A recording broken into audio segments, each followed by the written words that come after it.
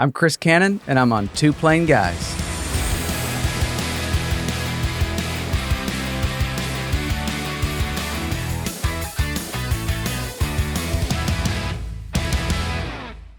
Welcome back, everyone, to Two Plain Guys. I'm Rick Buffkin. And I'm Adam Beach.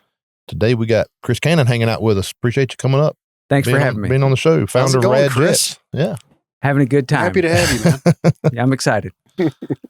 Founder of RAD Jets, specializing in aircraft valuation, appraisal service, and all things business jets. That's right. Yeah. How's things going with RAD Jets?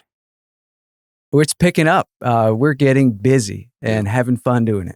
Yeah. You guys are pretty new in the space, right, of aircraft valuations. How long have you been operational? Really got started in got started in October of 2023 and just kind of did it on the side and really went full time in December of last year. So very new. You enjoying it? I have fun every day. A wise man said, if you enjoy what you do for a job, you'll never work a day in your life. Amen. That's free. That's free information right there.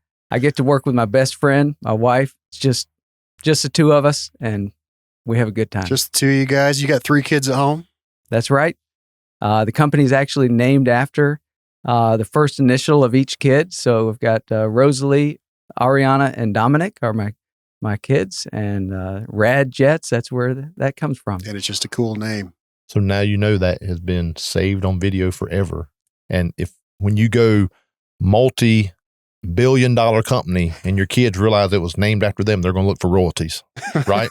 Oh, yeah. Yeah. Rightly so. Yeah. Well, you have an 11-year-old at home. That's your oldest? That's right. Okay. So, but she's not asking about royalties or share stake in the business or anything like that yet. She's actually an employee, not a formal W-2 employee. Okay. But she roasts coffee in her free time. And we went to a golf tournament in Opelika at the Miami NBA Regional. Oh, yeah. And gave out little coffee bags with RAD Jets stickers as swag to all the golfers. And Ariana roasted the coffee. She bagged it up. She put the stickers on, and we paid her to do it. So that's her first paycheck. Get them started early, man. Yes, sir. Yeah. She's 11, right? That's right. So you're using child labor. Yeah. Usually the stutter, the stop, yep. The legalities are still out on that one. We don't know. Yeah. Yeah. Nobody's just enlightening the mood, having fun. So good stuff that you involve your kids. Seriously, that's fun. That's cool. In your day-to-day with RAD Jets, explain to people exactly what you do.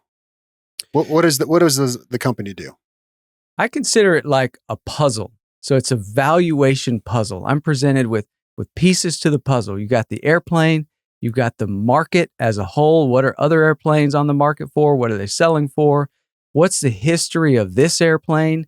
Has it had damage history? Has it had, upgrades to the avionics, or did somebody put winglets on? So I'm figuring out all these pieces to the puzzle and coming up with a number of what is my opinion of the value of this airplane. And do you specialize in any make, model, aircraft specific, or just everything out there?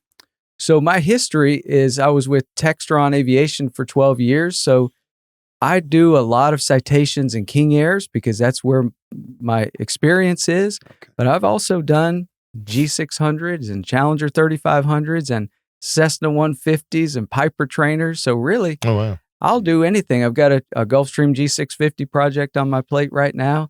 And each one is a challenge and a learning opportunity. Wow. So obviously your background was Textron, helps with what you're doing day to day. Oh, that was my training ground. That's where I learned, helping customers sell airplanes. And a big part of that equation is how much is it worth? What should we ask? What should we expect the airplane to sell for? And so Chris, RAD Jets provides professional aircraft appraisal and evaluation service. Who solicits you to do that? Is it owners, banks, buyer, sellers? Who comes to you and says, I want an evaluation on that citation over there? Number one is banks. When they're going to loan against an airplane, their committees require an appraisal. So there's number one, banks. Number two is lawyers, CPAs, aviation CPAs. And then sometimes a seller will say, I don't know what I should price my airplane at. Will you do an appraisal and tell me what it's worth? So how did you become an appraiser? I mean, I know your background was from sales, from Textron and stuff, but is there an appraisal school, or is it just you understand the market with your background, or how do you become said appraiser? Yes, there's an appraisal school, and I took a year of classes.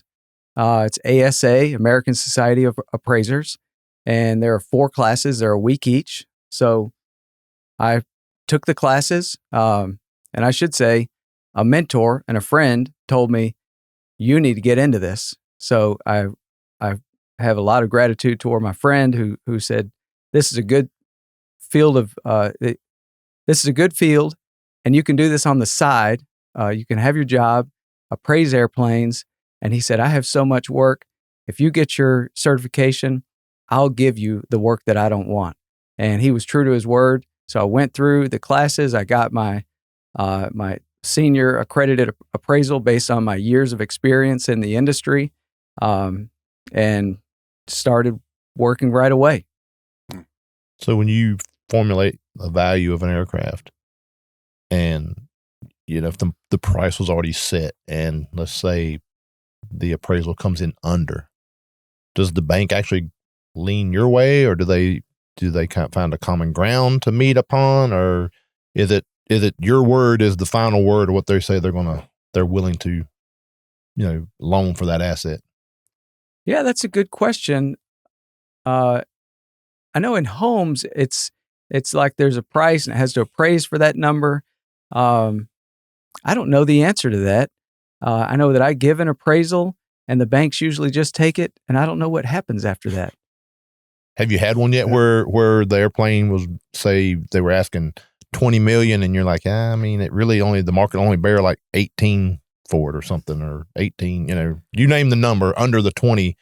Now obviously the buyer's going to be like, oh yeah, I like his number. And the seller's going to go, I don't. So the bank's got to find that happy medium there somewhere to be like, well, here's what we're going to do. Right. I've had it go the other way. I'll tell you, I had an opportunity at the end of last year in December. Somebody wanted to close on a PC-12, and the appraisal had come in really low. And a broker called me and he said, hey, you've bought and sold airplanes. You know what the actual market is. He said, we got an appraisal and we disagree with it, and we'd like to give a second opinion. Would you appraise this airplane? And I did, and it came up, I think, $400,000 higher than the other appraisal. And all it is an opinion of value. So the other guy was not wrong, and I was not wrong. My opinion was higher based, values go up in December. And so that was, the bank was able to close on the loan based on my appraisal. And they wouldn't have been able to close with the other one. So I got so many questions about this, really. I've always wondered, because we get asked the question a lot from customers to like give them a wag on what we think this is worth, right? We're not qualified in any way to give a number on that. But when you look at an airplane, I'm assuming you're not just looking at the serial number, the years, the time on the airframe, time left on the engines, things like that. Although those are all important, you're probably also looking at the overall condition of the plane, right? Do you go into the log books and do any kind of research to see if there's any damage history? I'm assuming that's Right. a big part of it. Do you rate the interior condition and the paint condition? Talk to me about all the things that you look at when you're appraising a plane. Yeah, I mean, you're spot on. The big things you hit are year, the serial number, the time, and the time since overhaul. That's the big things. And then there's littler things like the paint condition. I do rate the paint, and not only rate it for this plane, but for the comparable airplane. So I usually take, I like to get 5 comparables to get a good average. And so then you say, how is this paint compared to the others that are similar, that have recently sold or are on the market? Then I do the same for the interior. When was the last time it was upgraded? Who did the interior? And then I do go through logbooks and I see, is there damage history? I had one recently that had a deer strike. Had one recently that had a gear up landing. Nose gear didn't extend, and they had to land gear up and put a new prop and went on. So I do find those, and I note them and have to make a judgment call on how it affects damage. There's not only damage, but there's did they put winglets on it? Did they Sure. upgrade the avionics? There's a lot of things. Well, I would say that would be a big part of it, right? Any Huge. upgrades that are done to it. Now, you mentioned pedigree too. Not only where was that mod, what mod was done, but where was it completed? I try and talk clients through this a lot. Does it matter from one shop to the next where a customer decides to take the airplane to? If it's a smaller outfit like a mom and pop shop somewhere in Texas or wherever, or a big reputable company, does that actually add value to an airplane?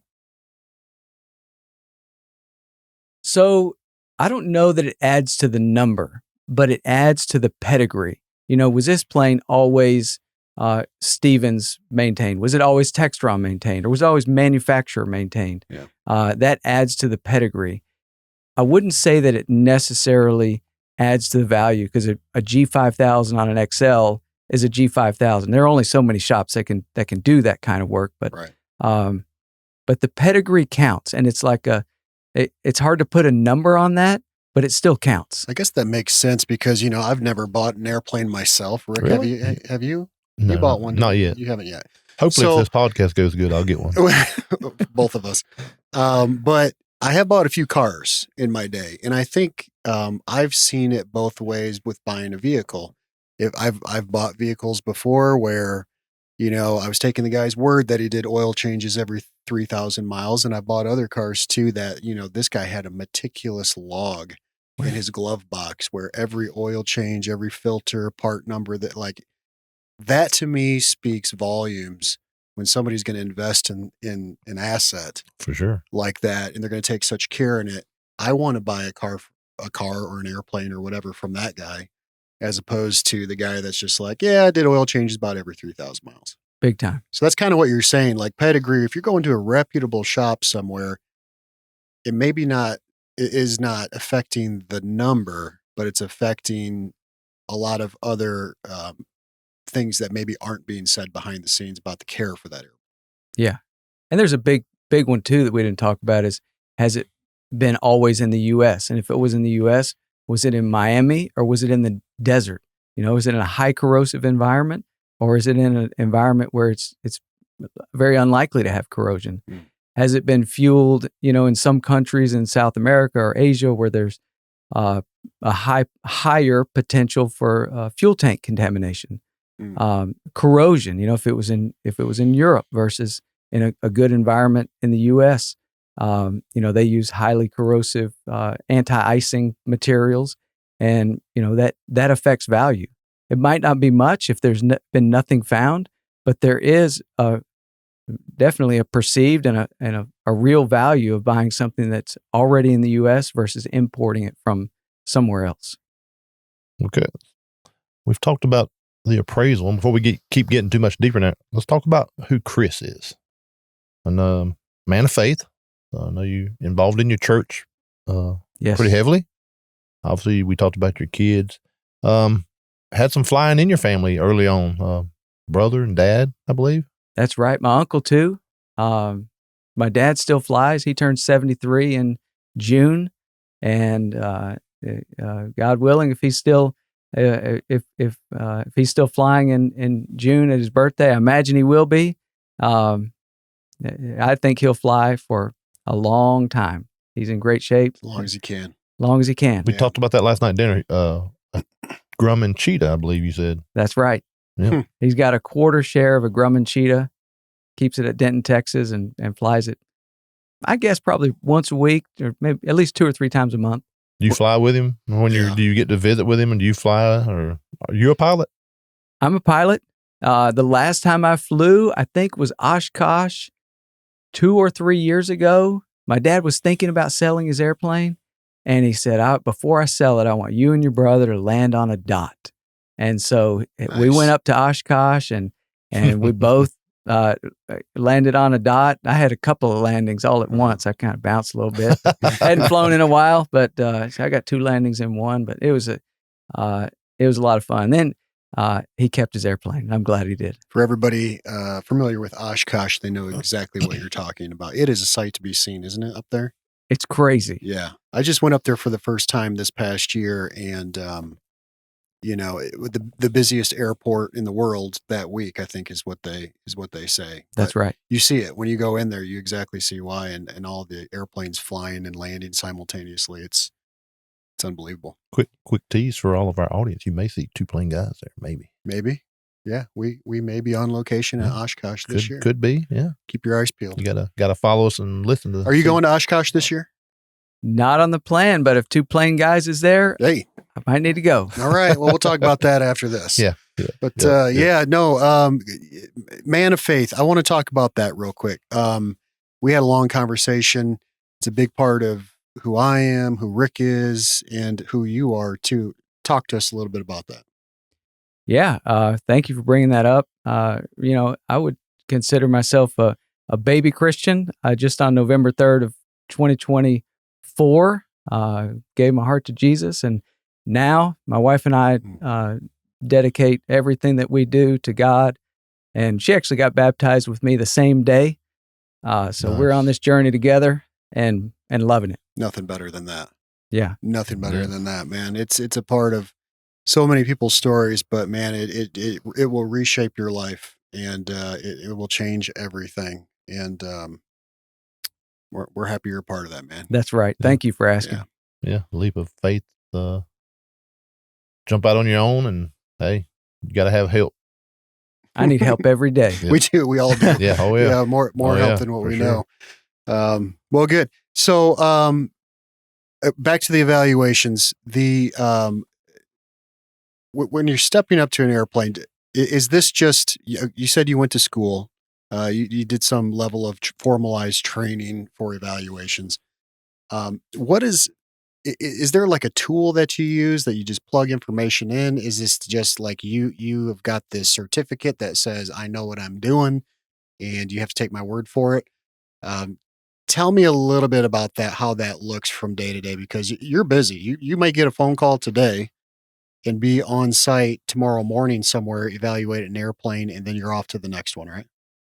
That happens pretty often. Last 2 Thursdays ago, I got a call and they said, I need you to be in Chattanooga tomorrow. And I was in Auburn that day. And they said, we have a flight at 8:30, but we'll be in at 5:30 in the morning. Can you be here? I said, I'll be there. So what does it take? Really, the certificate, the certification, it really is just a certificate saying that I have been through the training. So there's no black box that I plug stuff into. It's all Excel spreadsheets that I build, and that's, I work with some guys. I told you about my friend, my mentor that got me into it. He taught me how to. He and the instructors taught me how to build the spreadsheets and how to add things like year and how to deduct for age, for paint, for upgrades. So it really, what the certification says is that I'm following an ethical standard, that I'm valuing this airplane, and it's my opinion. And it's not I don't have an interest in this airplane, and nobody's paying me. My fee is not contingent upon the value that I put on it. So it really just says that I'm following a set of ethical guidelines. And as far as the market goes today, I mean, we've seen a lot of fluctuation over the last 5-6 years. Right.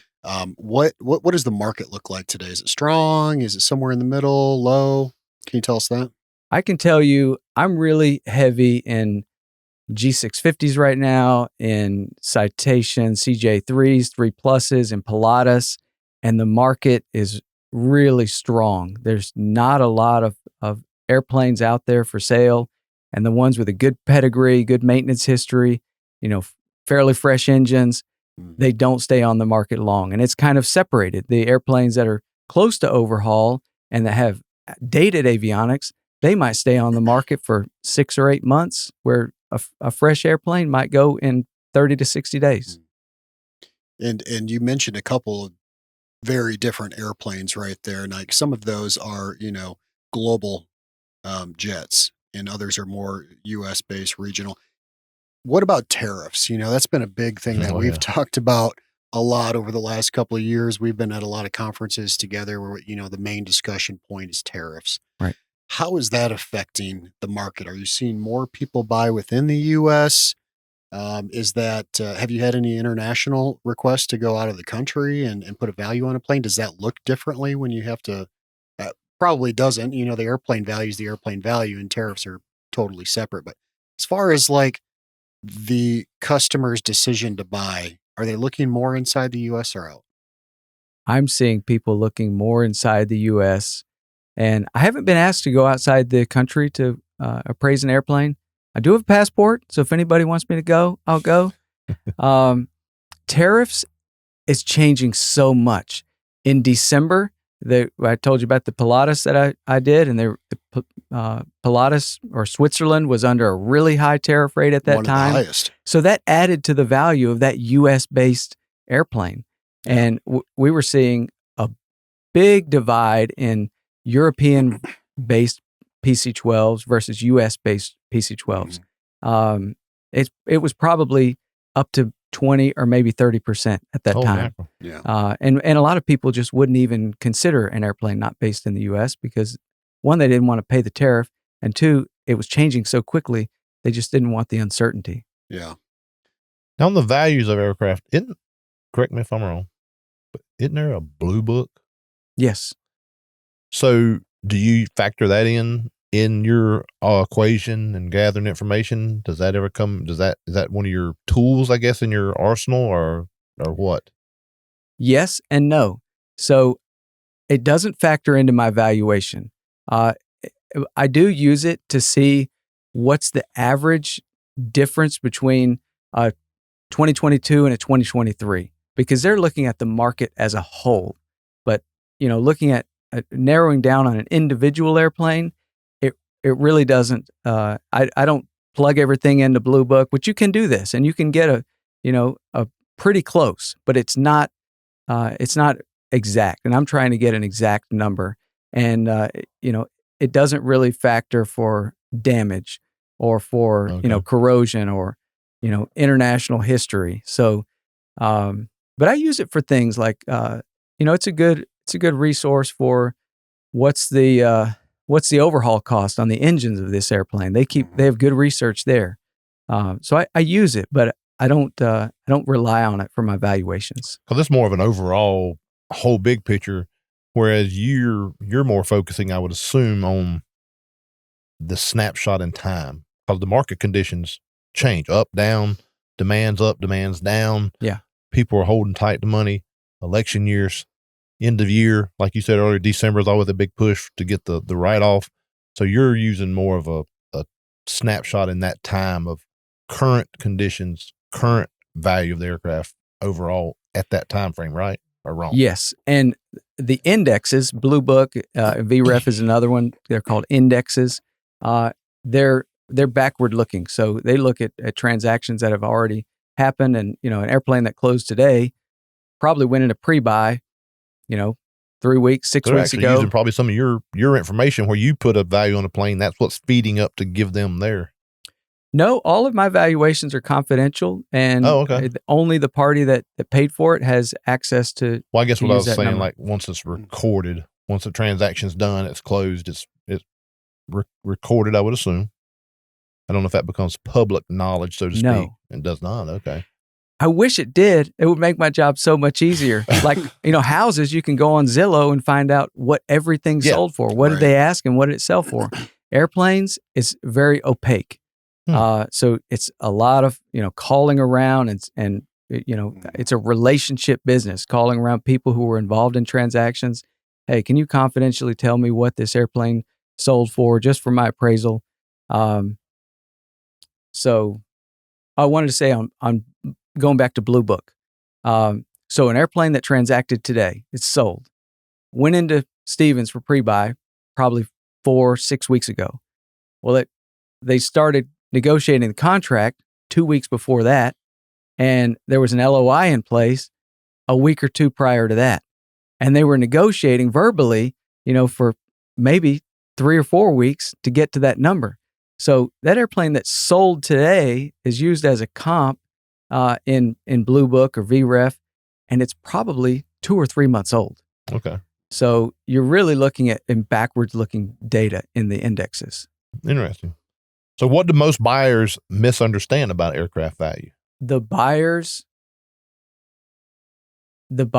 think that all the airplanes are overpriced, and the sellers Think they're underpriced. think it's back in, when the world was shut down and values were, spiked up 40, 50%. Oh yeah. So there's a reconciliation happening right now. I started saying, do you see the market? I've heard from, obviously we deal with brokers, me and you, you met, we were doing a deal, not buying and selling, but you came to us for the pre-buy. But are you seeing the market trying to right itself? I know, because COVID days, man, these people were paying crazy amounts of money for airplanes. Yeah. Yeah. I think that a lot of those people who bought because they didn't want to fly commercial and they didn't realize the costs, a lot of those have been shaken out already. It's been, really 5 or 6 years. We've seen a lot of those people sell their airplanes. I think the market is kind of normalized at this point. Yeah, there was a lot of things happening back in those days, and certainly people were gobbling up airplanes everywhere, right? The inventory was at an all-time low. Couldn't find one. Certain make model airplanes were incredibly hard to find. Remember how hard it was to try and find a Phenom 300 back in like 2021, 22? And they were paying crazy money for these airplanes. They were just coming in with cash, buying them up as quick as they can. And I think it was the fear to fly too. I agree with you there. What we saw from the MRO side was that first maintenance event after they bought the airplane, and then their eyes were opened to what owning an aircraft actually looks like. Yeah. I think we saw a lot of brokers that kind of came into the industry quickly, and a lot of those have sorted themselves out too back. Oh yeah, everybody became an aircraft in the last 3 years, right? And so maybe like a one and done, but yeah, it was interesting to watch that happen and the amount of money people were paying for that. And there was a huge correction in like 23, 24, maybe even into last year a little bit, where those people were then like selling those airplanes again, trying to get as much out of it as they can. Yeah. Because they had overpaid for them, so much. And then now there was more deals back out there. But I feel like things have gotten a little bit better too. We're seeing a lot of transactions happening on planes, which is great. Tariffs have been a big part of the conversation, but all in all, the brokers that I talk to seem to say that the industry is strong. Oh yeah, I would agree with that. From the ones I talked to too. Yeah, same. Yeah, definitely. And it's strong, and we got a lot of outside pressures on our industry right now with everything that's going on right now in the world. Flying times are a lot of up. uncertainties. Yeah. And aviation has gone through some hardships a couple of times, big ones, right? And it's always rebounded well. It always seems to. Yeah. You figure you go back to like 9/11 and the global economy crash and then COVID and all these things. There's always that dip. It's kind of like the stock market. It seems like, it dips from time to time, but it comes back stronger usually in the long run than where we were before. It's a tool that does something that nothing else does. It's a time machine. It's a business accelerator. It's a more time with my family. Yeah. Nothing else can do that. So it's resilient. We talk to so many people that say that exact same thing. Oh, yeah. Their business gets to a point where they start, they've worked their tail off for the last 10, 15, 20 years. And they just want to be able to be home every night so that they can be home with their families or their friends or, make a couple business meetings and not have it be a whole week-long process, maybe compress it down into a couple of days. Right. Oh, yeah. And so you're right. It's a tool, a time machine, as we call it, for people to regain some of their life back. Yeah, And, people are looking for that work-life balance, and it definitely gives it to them. It truly is a time machine. It gives them that ability to, you can jump in some of these jets. You can make a lunchtime meeting on the West Coast Yep. and get back home for dinner. Yep. Yeah. And that's what people are shifting towards and wanting to be able to do. Yeah, absolutely. I mean, all you have to do is just experience a little bit of like unconventional airline travel, like I have in the last 24 hours, and you see why people buy airplanes. You know, you get delayed up somewhere, you're sitting, you're missing meetings, you're coming in late at night, you're starting out the next morning tired. It's just, if you can get around it, if you can afford to get around it, like I see why people do it. Oh yeah, for sure. Yeah. Yeah, we're glad they do. So, Yeah. Grew up in Texas. We've already talked about your family flying. You know, you didn't take a conventional path to get where you are today. Wonder what young Chris would have thought back then, because you started land surveying, running around the woods and stuff. From Yeah. best I remember, right? When I got my job at Cessna, you know, my job before that was I was out in the woods measuring land, and it was probably the most interesting job I've ever had. I loved it. If the market hadn't crashed, the housing market hadn't crashed back in 08, 09, Really? I would still be doing it. Really? Yeah, it was a lot of fun. So, that goes to show, and I love what you guys do on the show, encouraging people to get into aviation. If I can do it, anybody can do it. You know, I came from the woods of North Georgia, and, market crashed. I went back to school, got an MBA, and then started applying, and Cessna took a chance on me, and, I'm grateful for that. Expand on that a little bit, because obviously from what you just said, you enjoyed what you were doing. You were enjoying surveying land. You said you would still be there other than the crash, which, you obviously liked it. That was going to be your career path, I'm assuming, based off your conversation we just said there. So what made you decide aviation at that point? I grew up going to air shows. My dad would fly in air shows. He'd fly in the back of a T6. We'd go out on weekends, and he would polish it. It was one of those beautiful aluminum birds, and he would polish it with his buddies in exchange for flights. And my brother and I would go out there and ride our bikes around the airports. We just grew up around airplanes. Okay. I remember my first flight was in a Bonanza, and my second flight was in that T6 Texan. So we grew up around it, and when I needed a job and had finished my school, Cessna called, and I thought, wow, this is quite an opportunity. Did you get a degree in aviation or something, or did you just get a business degree, or just a business degree with a focus in leadership? Wow. And then you just started blasting out some resumes, and Textron said, hey, we got a spot for you. Right. That's when you were selling piston airplanes, right? It was before that. They happened to need just a very entry-level lead generation salesperson in the Atlanta area, and they wanted someone with an MBA or deep aviation experience or passion for aviation. So I had the MBA and the passion, and they hired me. Isn't that what you just mentioned? There was such a broad, request. Yeah. Either an MBA or a passion for aviation, or leadership, all these things.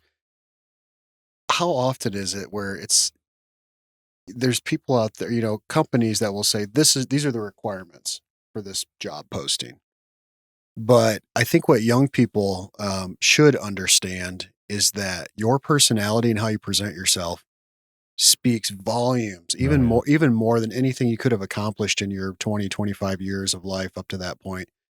Where if you can just invest in yourself a little bit and just carry yourself well, yes, and be teachable, and be able to go, and speak in front of people, and communicate well, that can take you a long way. Because I think you had mentioned last night that you didn't really have the aviation experience that they said they required, but you had a passion for aviation.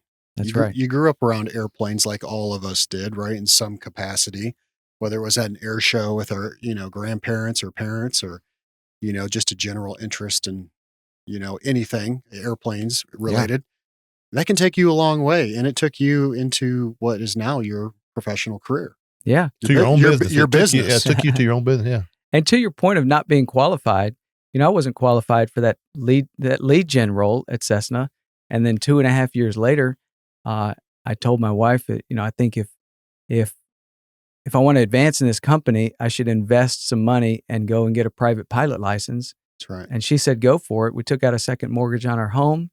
And while she was pregnant, and then a little bit after we had our first child, Ariana, I got my private pilot license. And then Cessna announced, I guess it was Textron Aviation at that time, they had acquired Beechcraft. They said, we're expanding, we're doubling the size of our piston sales team. So if you're interested, apply. And I had a fresh private pilot license with 90 hours. And right there on the job listing, it said requirements, commercial rating, and 500 hours, CFI preferred. I had none of that. And I applied anyway. I told my boss, Rob, I said, I'm thinking about applying. He said, go for it. What can it hurt? And I said, really, I want them to know I'm interested. So in 3 or 4 years, when I've got the requirements checked off, they'll know who I am. That was back when they gave you, didn't give you, but as a salesman, you had an airplane and you flew it around to people, right? It was crazy. Number one, crazy. They hired me. They promoted me, and they said, okay, now go get your ratings. So first I had to get my ratings, and they paid for my instrument, commercial, multi, and then they trained me under their way, which was phenomenal training. And then they said, okay, drive down to Independence and, leave your rental car there, go get a new 182 or 206 or whatever it was at the time, and go fly it around till you sell it. So not a CFI, taught myself how to fly right seat. Yeah, go fly this airplane around till you sell it.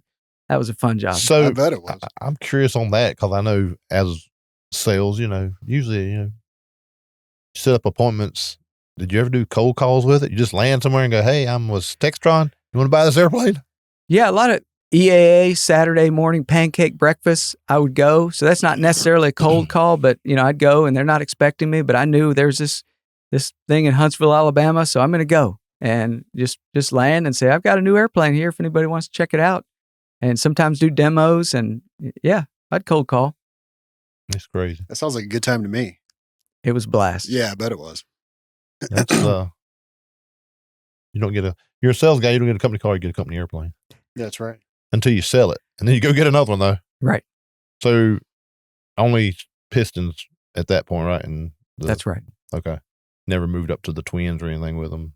Oh yeah. I sold Barons. Well, but I guess not flying or. That's right. I never got a type rating. I never flew, never got checked out on a King Air. So Baron was the highest I got. You miss flying? You don't fly now, correct? I haven't flown in probably 10 years. And yes, I do miss it. Do you? Oh, yeah. Yeah. Yeah, I bet you do. Talk Dad and let you fly the cheetah around. If I was in Dallas, we'd be flying every weekend. Yeah. So why do you think success in aviation doesn't always follow a straight path?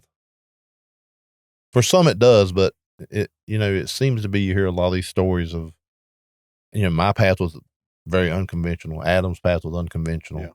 Yeah. Yours was. I mean, it seems like, a lot of people, sure, you can go to the school, you can take the courses at Embry-Riddle, great school, but, it seems like a lot of people get in this industry by, I don't know if happenstance is the right word, or just by, lucky. Yeah. Coincidences. Yeah. But I think what Adam said is spot on. You invest in yourself. I did that with the private license and the MBA, but be teachable and seek out mentors. There's a lot of gray-headed guys in this industry, and they're not pulling up the ladder behind them. They're willing to take time to teach people, teach young people. And I still consider myself young, and I go to these older guys and ask for help. Hey, I've got a problem. I don't know how to solve it. Can you help me? And that opens up a mentor relationship. And some of my mentors are younger than me, but they've got more experience in their field.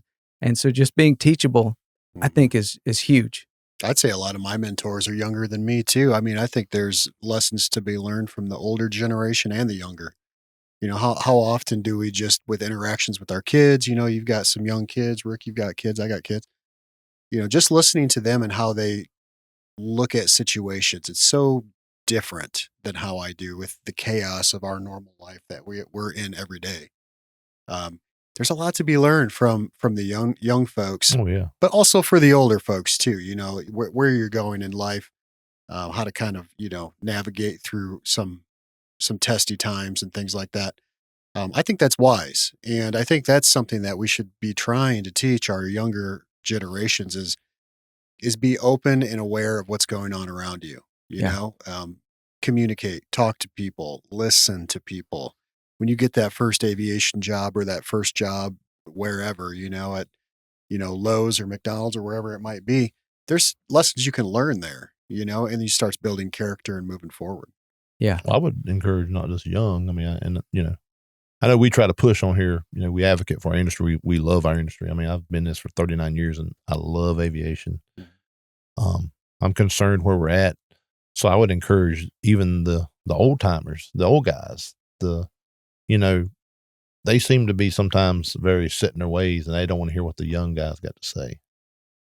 But to your point, I mean, the young folks, they're learning on a different platform than us old guys did, and they've got good ideas. They've got new ideas. They're living in a different world of technology than what we did.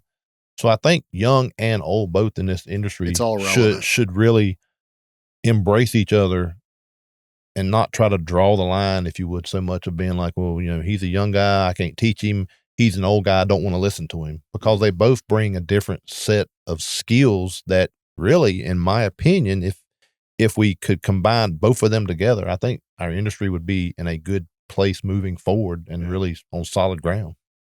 Yeah. Chris, you had mentioned mentors earlier and how influential they were in your life. Can you give us an example, of like, you wouldn't be where you are today if it wasn't for this particular person who invested in you? It could be it doesn't have to be your career. It could just be as a dad or a man or anything that. There's so many, but I'll say, when I first got on with Cessna, I'd come out of the woods. I didn't know how to eat, how to dress, in front of these wealthy people. And there's a guy named Bob Oswald who's still in the industry, who I love, and his family. He brought me in. He brought, our families were close. He's since moved a little farther away, so we're not as close, but we still talk on the phone. But he taught me, everything. Just the simplest things. I'd be on the phone and mess something up, and he was a Marine, old H-53 pilot, and he's not old. He's not much older than me, but he'd say, "Man, you messed that up. Hey, try this next time." Mm-hmm. And just learning how to talk to customers, how to reach out, how to cold call, how to write letters, how to write emails that people would read. I mean, just simple stuff. There's so much simple stuff that it just doesn't come naturally. Someone's got to teach you, and he did that for me at a very early stage. I think the biggest investment that somebody can make in another person is their time. Absolutely. Yeah. Yeah. I've heard that so many times. I see that in my own life now. We're all busy. We all have crazy schedules. We're traveling, to keep up on calls and emails and things like that. I kind of see myself as, the best thing I can do to respect some of my peers and fellow, sales associates and people that I work with and, friends, is to make sure I'm getting back with them, in a timely manner, just because like that's like the ultimate show of respect. If you're going to just like invest in somebody, or maybe it's sitting down for coffee, and I had a mentor in my life too, who we lived in completely different states, and every time we were together, we would always, if he was coming my way or if I was going his way, we'd send each other an email or a text or something, and just say, "Hey, I'm going to be in town next week," Right. And we'd get together for coffee, maybe an hour. Yeah. But in that hour, we would talk about everything from, our faith to what's going on today in your business. Maybe what books am I reading right now? You should check this out. Most of the time he was, telling me I should read this book. It would be good for you. But it doesn't, finding the right person to invest is the one thing. But what you said and the role you played with your mentor was you were willing to listen and absorb that knowledge when it came your way. Yeah. And what surprised me is he would tell me, "I learned from you too." And I blew that off. I brushed it off at the time. I didn't believe him, but now I believe him. Now that I'm in that place and I'm coaching younger people, like I know what he means. I learned from people, and he probably learned from me. Yeah. So now that you're in that place, like you said, do you feel an obligation to give back to the younger generation? yes, and it's a privilege when somebody calls me, and they probably call you too, but they see the videos that I put out on LinkedIn. They say, "Hey, I like your LinkedIn content. You know, I'm new in this industry. You got any advice?" Or I'm looking for a job. You know, here's my skill set, and I love talking to those guys and you know, saying, "Hey, based on what you're telling me, I think you should apply it at these 5 companies, and if these 2 call you back, go for that one." Absolutely. Curious with your, like you said, you weren't really qualified for the job. Right. What did you think when they called you and they said, "Hey, we want you"? I mean, do you recall that day? I don't know if I jumped up and down or hollered, but I'm sure there was a celebration in my house because it was totally unexpected. Yeah. Yeah. Do you think, looking back, I guess the younger Chris would have been, there's no way I'd go from there to, I mean, you own your own business today in aviation. Yeah. So congratulations on that. Yeah, for really. sure. What I wanted to ask this question too. It goes along with what you're saying. If you could go back and talk to a 30-year-old Chris Canon, Mm. and you could give yourself one piece of advice, what would you say? I'd say get right with God. Yeah. I'd say, why'd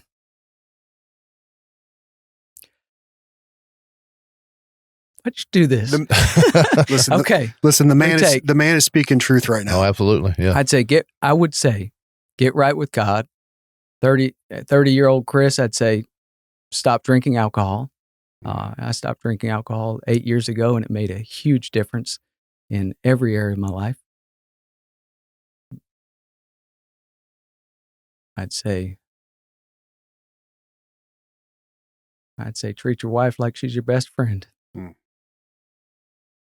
I'd say that'd be advice everybody could use.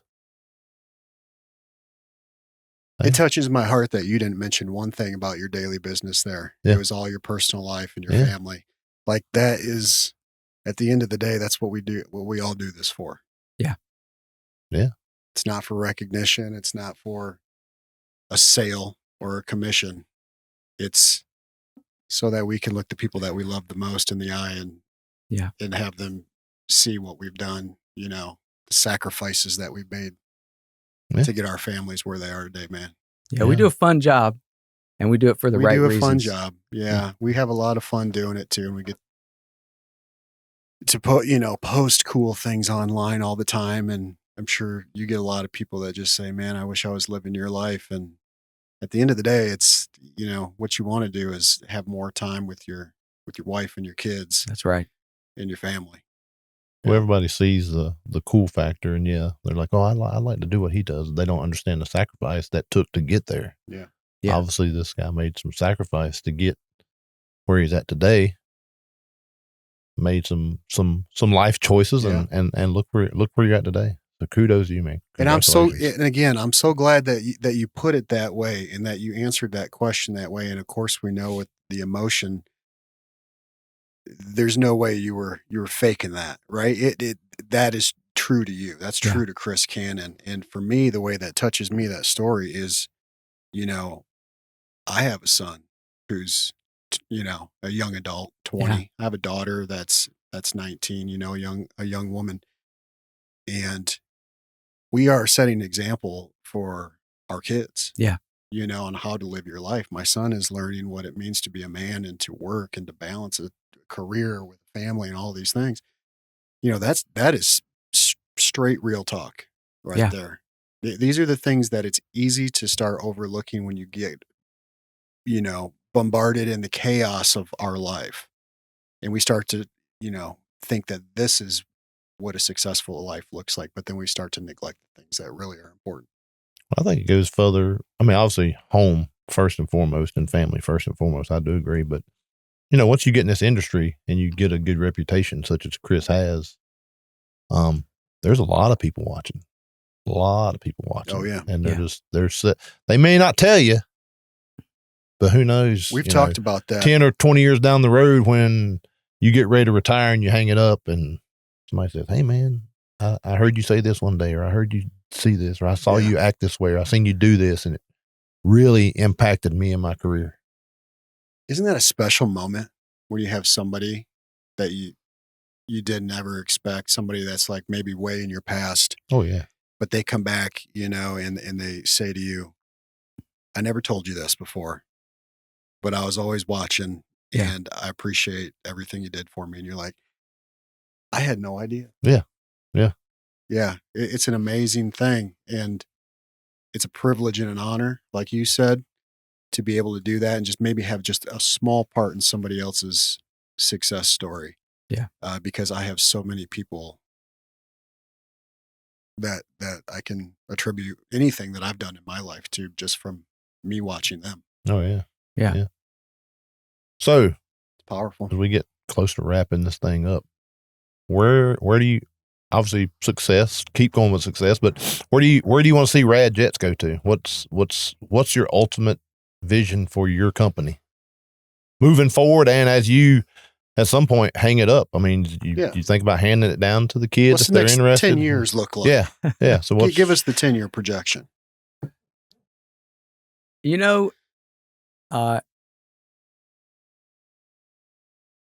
I like the way we have it right now.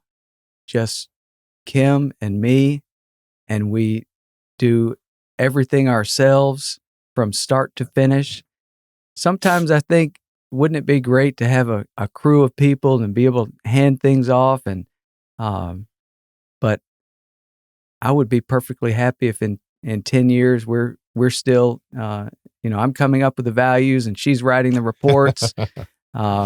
I'd be perfectly happy with that. We're only 4 months into it, so really doing it full time. So it's hard to say, but we'll just see what the Lord has in store. Mm. And as the kids get older, if they were to show some interest in what you do, 100%. How great would that be? I would teach them and train them. I mean, they're already roasting coffee beans, You've got it names on the working company. already. Their names on the company are tied to the company. Own the company. Yeah, they have skills. They each have different skill sets. My daughter is very process driven. My oldest daughter is very process driven and diligent. My son is very mathematical, and I can see him doing the valuations. Man, that would be cool. That's a good idea. That's great. Thinking in 10 years ahead, that's definitely doable. I mean, if we're doing this thing right, I think we all hope that if you have a family business like you do, that if your kids grow up and they show interest in the family, business, and they want to pursue it and get into it themselves, that that they take it to a whole nother level. Oh yeah, they take it to a place that you couldn't even have dreamed about, and that's how that just kind of like progresses on, and they have a new vision, or different, similar but wider scope, and they could maybe dream bigger than you ever could, and that's really how we love to see it work. Oh yeah. And what about though too? Just imagine if he's still working. Can you imagine? Yeah. I've never got to do it. But can you imagine working with your kids?